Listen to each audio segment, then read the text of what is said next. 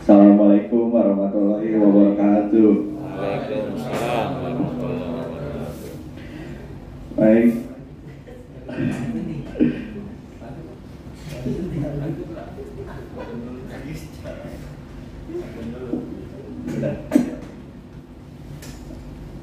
Baik.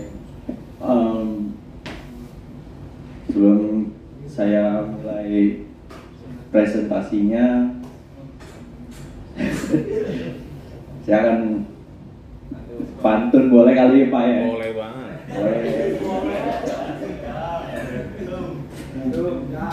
Cakep. Ya, belum.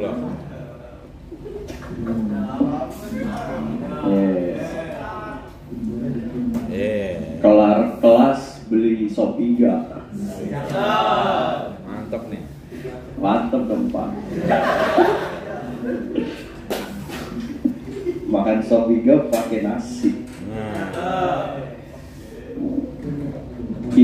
Kami dari kelompok 3 izin presentasi. Wih. Tapi ntar ada ya Shopee Gak ya? Insya Allah Pak.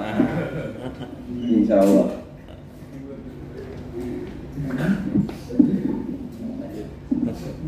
Oke, sebelumnya saya mau mulai. Saya di sini ingin menjelaskan tentang mengenal potensi diri melalui pola pikir dan komunikasi yang positif. Jadi saya ingin merangkum di sini langsung poin-poinnya saja.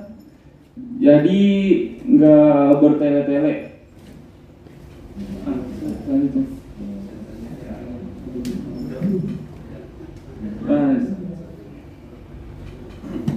Jadi hari ini kita bakal bahas tentang bagaimana cara kita memahami dan mengenali potensi diri lewat berpikir positif dan komunikasi yang baik.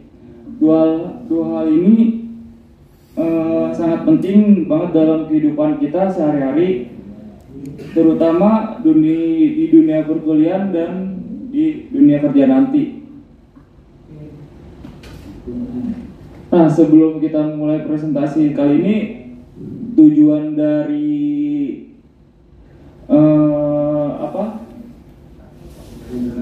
materi saya yang sampaikan ini, yang pertama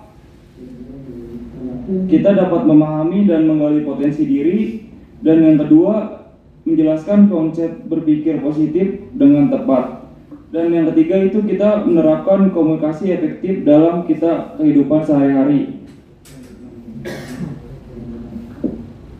Nah, jadi dari tujuan kita di sini tuh untuk bukan cuma teori saja, tapi bisa benar-benar dipraktikkan secara langsung.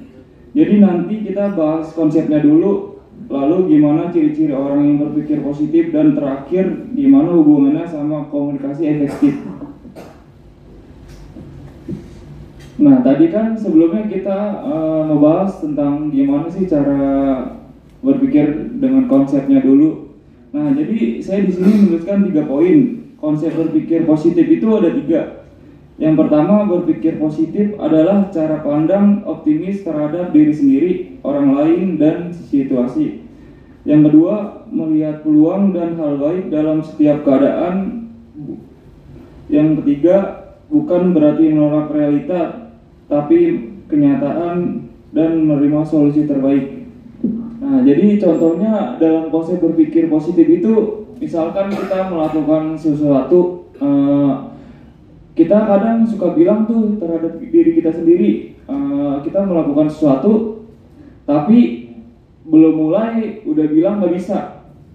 Jadi kalau misalkan nanti kalian semua melakukan sesuatu tuh jangan diawali bilang aku nggak bisa. Jadi diubah jadi seperti contohnya aku akan coba dulu. Nah, dari konsep berpikir positif itu contohnya seperti itu. Terus saya ingin menjelaskan konsep berpikir positif itu adalah intinya berpikir positif itu soal mindset. Bukan berarti kita harus selalu bahagia, tapi lebih ke gimana kita tetap tenang dan fokus cari solusi meskipun ada masalah. Selanjutnya saya ingin menjelaskan tentang cara dan karakteristik orang yang berpikir positif. Di sini saya ingin menuliskan 5 poinnya saja. Yang pertama itu menerima diri sendiri dengan segala kelebihan dan kekurangan. Yang kedua, berpikir terbuka terhadap masukan dan kritik. Dan yang ketiga, tidak mudah menyerah saat menghadapi tantangan. Dan yang keempat, mengontrol emosi dan tidak reaktif dalam setiap situasi. Dan yang kelima, menghargai orang lain dan selalu melihat sisi baik dari orang lain. Nah, dari penjelasan dari ciri karakteristik ini, orang yang berpikir positif itu orang yang berpikir positif itu kelihatan dari sikapnya, nggak gampang diem, nggak gampang down, dan bisa ngatur emosi dan tetap sopan walau lagi nggak sepakat sama orang lain. Karakter kayak gini bikin kita lebih disukai dan dipercaya orang lain. Selanjutnya dijelaskan oleh Ajam.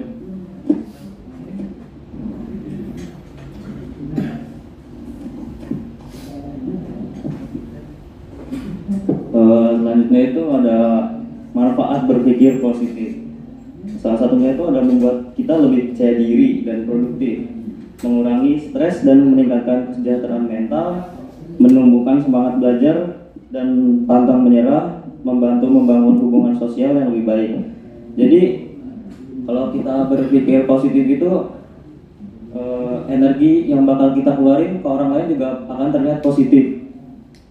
Jadi orang sekitar tuh akan merasa nyaman dan kita jadi lebih mudah beradaptasi di lingkungan baru.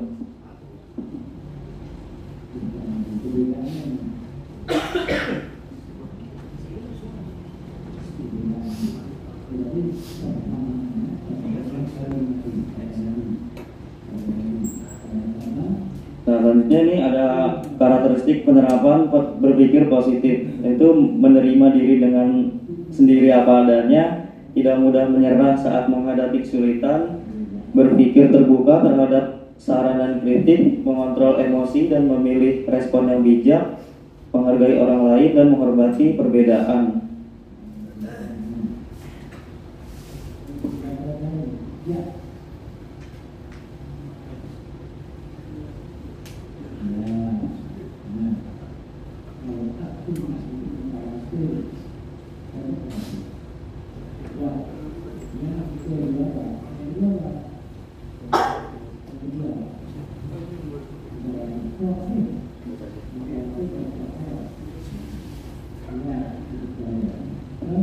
Nah, selanjutnya itu menggali potensi diri, mengenali kelebihan dan kelemahan diri sendiri, menetapkan tujuan hidup dan arah pengembangan diri, berani keluar dari zona nyaman, belajar dari kegagalan dan pengalaman orang lain.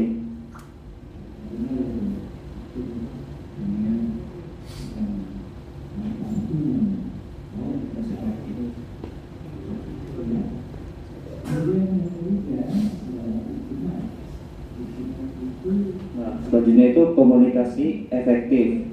Komunikasi efektif itu kemampuan menyampaikan pesan dengan jelas, sopan, dan saling memahami.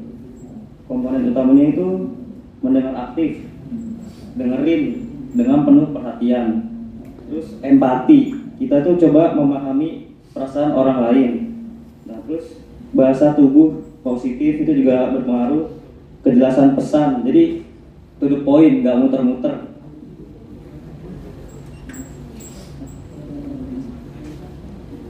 Jadi komunikasi efektif itu penting banget kalau kita berpikir positif. Otomatis gaya komunikasi kita juga enak didengar, nggak nyerang, nggak defensif, tapi tetap tegas dan jelas. Selanjutnya akan lanjut dengan Encang. Selanjutnya di slide selanjutnya itu ada hubungan berpikir positif dan komunikasi efektif. Pikiran positif itu membuat cara bicara kita lebih tenang dan terbuka. Komunikasi jadi lebih hangat, menghargai lawan bicara, lalu mengurangi konflik dan kesalahpahaman.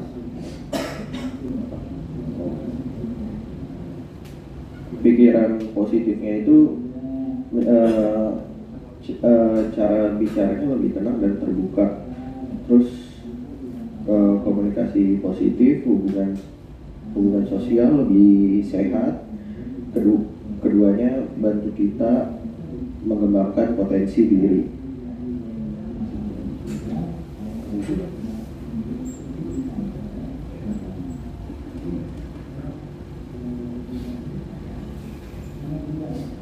Oke, dari materi ini jadi kita bisa dapat berpikir positif itu dan berkomunikasi dengan baik bukan cuma soal teori, tapi tentang bagaimana kita memilih untuk tumbuh setiap hari. Kalau kita bisa menjaga pikiran tetap jernih dan hati tetap tenang, maka setiap tantangan bisa jadi peluang untuk berkembang. Karena pada akhirnya cara kita berpikir akan menentukan arah hidup kita nanti. Oke, sekian, terima kasih. Selanjutnya ada yang mau bertanya?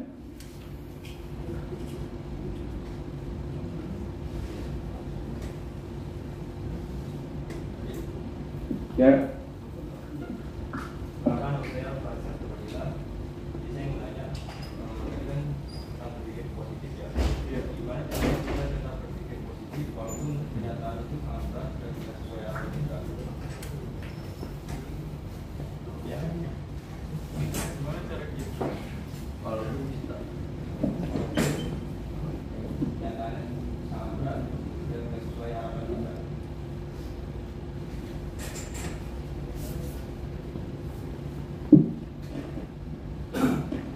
Selanjutnya yang mau bertanya lagi?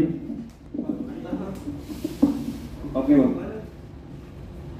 Perkenalkan, nama saya Muhammad Rizky Purwanto.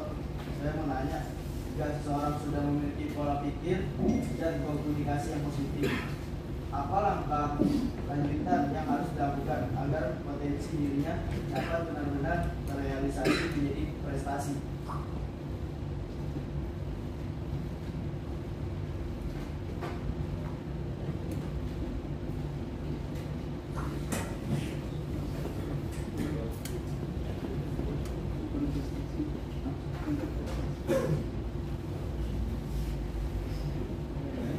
Selanjutnya ada yang mau bertanya lagi?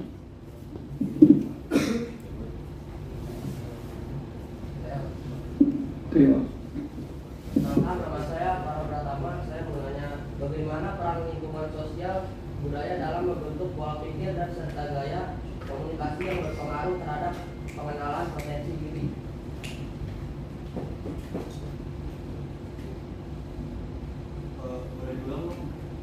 Bagaimana peran lingkungan sosial dan budaya dalam membentuk